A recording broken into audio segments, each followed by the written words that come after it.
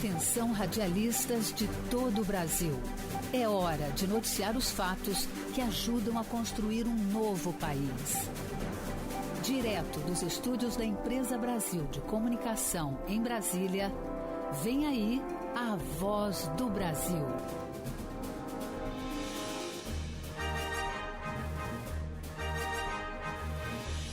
Em Brasília, 19 horas.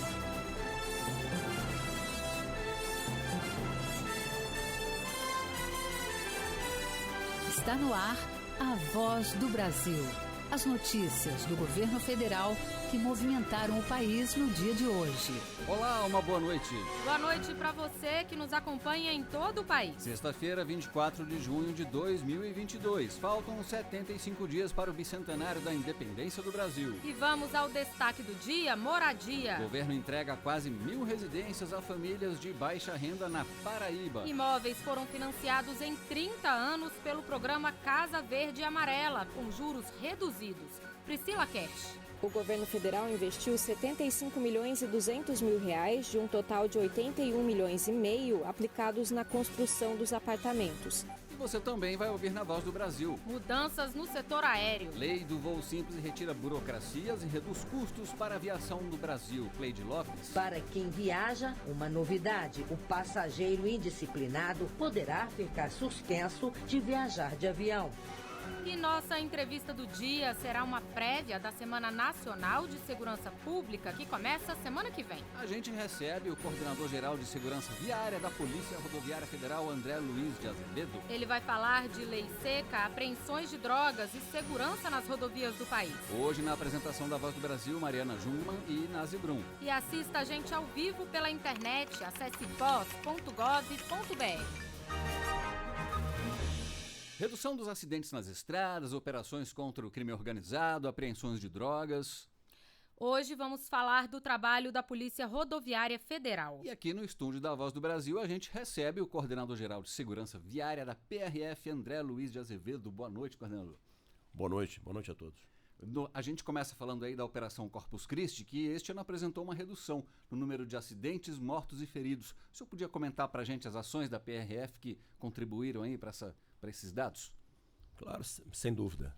O planejamento dessa operação já é o resultado de um acúmulo de boas práticas que vem desde o ano passado e vem nos trazendo, realmente demonstrando o acerto desse modelo no sentido de promover redução sustentável.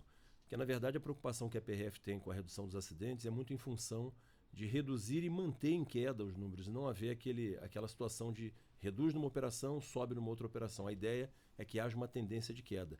E nós tivemos aqui alguns números interessantes que contribuem para essa redução.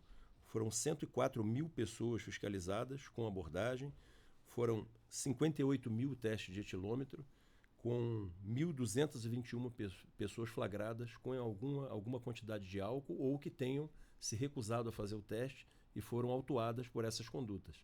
Então, sem dúvida alguma, a presença, a ostensividade da Polícia Rodoviária Federal e a efetividade das fiscalizações são determinantes para que esse modelo de redução continue se mantendo e que a gente consiga atingir, inclusive, as metas que estão estabelecidas pela ONU e pela Organização Mundial de Saúde de reduzir em 50% o número de mortes e lesões graves até 2030. Então, a Polícia Rodoviária já está alinhada com esses compromissos e está encaminhando suas operações para atingir essa meta. O senhor considera que o motorista brasileiro é muito imprudente, comete muitas imprudências no trânsito? Quais são as ocorrências aí que mais preocupam a Polícia Rodoviária Federal? Nós temos algum ranking aí de infrações mais comuns que acabam contribuindo de forma determinante para acidentes violentos. Nós temos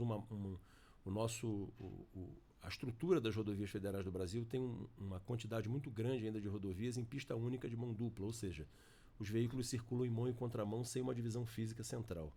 Então a ultrapassagem acaba sendo em local indevido, né? E aí é importante frisar para o nosso ouvinte que a ultrapassagem em local indevido não é só aquela ultrapassagem onde a sinalização não permite. É aquela ultrapassagem onde a sinalização ou as condições naquele momento não permitem, porque às vezes a sinalização permite, mas o fluxo não permite que se faça a ultrapassagem com segurança. Então é importante que o motorista observe as condições em que ele está circulando e não se apoie somente no que ele está vendo de sinalização para se sentir autorizado a fazer essa manobra. E essa é a manobra mais perigosa, porque há a possibilidade de uma colisão frontal, onde as velocidades se somam, e esses acidentes normalmente resultam em vítimas fatais. Essa é a maior preocupação nossa, além da velocidade incompatível, que também é algo que incomoda e que gera uma lesividade maior nos acidentes. E, claro, a bebida alcoólica ela também acaba sendo para nós um fator de atenção, porque ela tira a capacidade de conduzir do motorista e expõe a segurança viária, os outros usuários, a um risco de acidente. Pois é, o senhor citou aí o uso de bebida alcoólica, né? E o Supremo Tribunal Federal, ele julgou constitucional a chamada Lei Seca. Como é que a PRF avaliou essa decisão? Olha, essa decisão vem ao encontro de um modelo que foi criado em 2008 e foi reforçado em 2016 com normas distintas. E a nossa Suprema Corte, quando adota uma decisão dessa, ela adota uma decisão que fortalece uma cultura que tem que haver no Brasil, que é desenvolver nos usuários das nossas rodovias uma cultura de segurança viária. Foi feita a pergunta anterior se o motorista brasileiro é imprudente. Na verdade, o problema do Brasil é que o nosso motorista, de uma forma geral, ele não tem uma cultura, não consegue desenvolver uma cultura de segurança viária. A cultura de segurança viária, que já é desenvolvida em outros países, ela parte de uma premissa de que eu cuido da minha segurança, mas eu cuido também da segurança dos outros. Essa percepção de que eu também sou responsável pela segurança do outro não é ainda muito bem desenvolvida no Brasil. Por mais que a gente faça campanhas, que a gente faça conscientização, esse é um desafio muito grande. Então, essa decisão da Suprema Corte, no sentido de julgar constitucional, esses dois elementos, tanto o de venda de bebida alcoólica quanto o do artigo 65A, vem ao encontro e fortalece, vai ao encontro do modelo de segurança viária robusto e fortalece a atuação policial no sentido de reduzir as mortes. Então, a Polícia Rodoviária reputa como uma das decisões mais importantes no que se refere à questão da segurança viária e redução de mortes no Brasil. Pois é, a gente ainda vai falar melhor sobre esses dois pontos aí que foram considerados constitucionais, mas eu queria que o senhor fizesse justamente essa avaliação dos 14 anos de vigência da lei. O senhor falou sobre essa cultura de prudência e de se responsabilizar pela segurança do outro no trânsito. Então, eu queria que o senhor me dissesse se considera que esses 14 anos de vigência da lei contribuíram para mudar um pouco essa cultura, para melhorar nesse aspecto. Sem dúvida.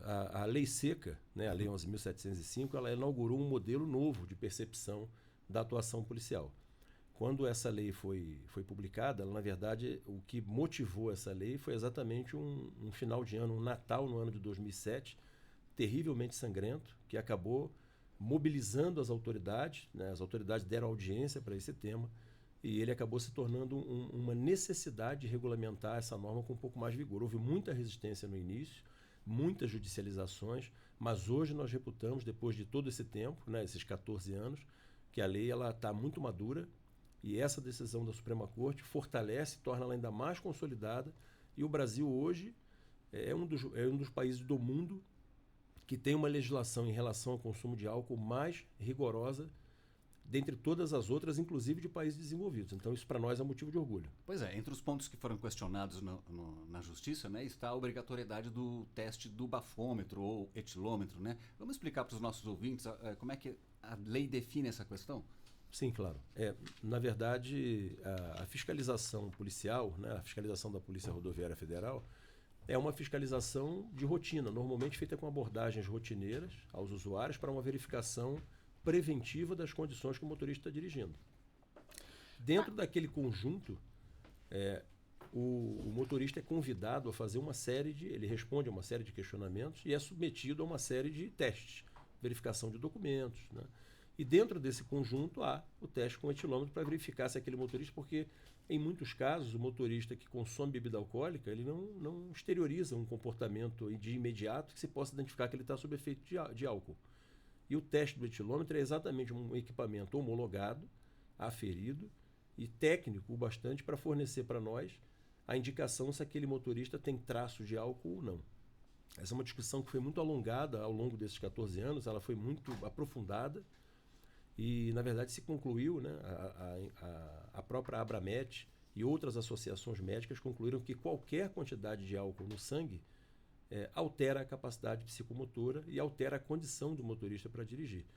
Então, dessa forma, quando nós oferecemos ao motorista para fazer o teste, existem duas possibilidades. Se ele faz o teste e tem qualquer concentração de álcool identificado no equipamento, ele já estaria numa infração específica.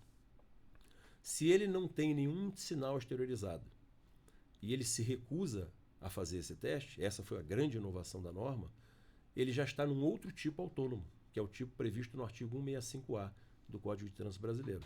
E essa foi exatamente a decisão da Suprema Corte no sentido de afirmar pela constitucionalidade desse artigo, fortalecendo essa atuação e punindo de forma proporcional aquele condutor que simplesmente não contribui com a fiscalização, não contribui com a segurança viária, porque simplesmente tenta lançar a mão de uma garantia individual em detrimento de uma garantia da coletividade. Agora, vamos falar então um pouco da outra parte da lei que foi considerada constitucional. Brevemente, a lei foi considerada constitucional na questão da venda de bebidas alcoólicas nas estradas, né? A PRF também fiscaliza isso? Também. Essa conduta também é objeto da fiscalização. É uma fiscalização diferente, porque, na verdade, são bares, restaurantes que estão em área de domínio da União, quer dizer, são lugares que vendem, dão acesso à bebida alcoólica que estão à margem das rodovias. E a Polícia Rodoviária Federal, o legislador, na época, ele tentou também controlar o acesso desse motorista ao álcool. E aí, mais uma vez, a gente trabalha aqui e discute a ideia da cultura de segurança viária. O dono do bar ou aquele que trabalha no bar, ele também precisa desenvolver uma cultura de segurança viária. E se alguém que está dirigindo, está sozinho no veículo, chega num local para comprar bebida alcoólica, apesar de nós sabermos que o motorista tem a responsabilidade sobre a conduta dele, ele não deve consumir bebida alcoólica se vai dirigir, também é responsabilidade daquele que vende, vendo que se trata de um motorista que vai se alcoolizar e vai pegar o volante, negar o acesso. E exatamente essa conduta, quando ele vende, é que o legislador também, a Suprema Corte manteve a constitucionalidade e nós fiscalizamos e punimos esses estabelecimentos que vendem bebida alcoólica para condutores. Certo, bem, nós conversamos com André Luiz de Azevedo, coordenador-geral de Segurança Viária da PRF. Muito obrigado pela entrevista à Voz do Brasil, viu? Eu que agradeço pela oportunidade. Boa noite a todos.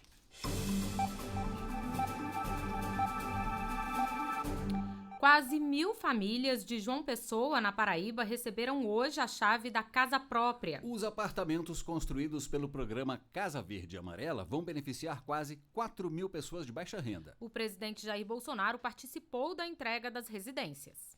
A doméstica Creuza Pereira da Costa tem 61 anos e recebeu nesta sexta-feira a chave da casa própria, onde vai viver com a neta de 12 anos. Depois de 3 anos morando de favor na casa da irmã, ela comemora a